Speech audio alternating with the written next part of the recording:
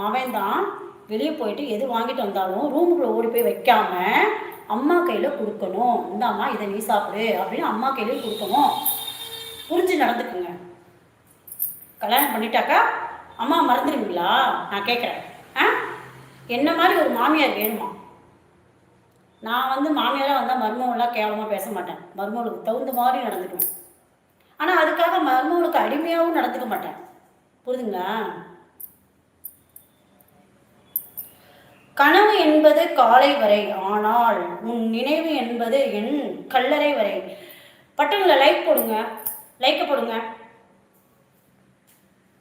யார் யாரெல்லாம் இன்னைக்கு அம்மாட்ட அன்பாக இருப்பீங்க? சொல்லுங்கள். மனைவிக்கிட்டேயும் அன்பாக இருக்கணும், அம்மாக்கிட்டேயும் அன்பாக இருக்கணும். அவங்க எவ்வளோ கஷ்டப்பட்டு உங்களெல்லாம் சின்னதுலேருந்து பெற்று வளர்த்து ஆளாக்கி எதுவுமே கழிக்காமல் போவாங்க, ஈ வைக்காமல் போத்தி போத்தி போத்தி இந்த புடவை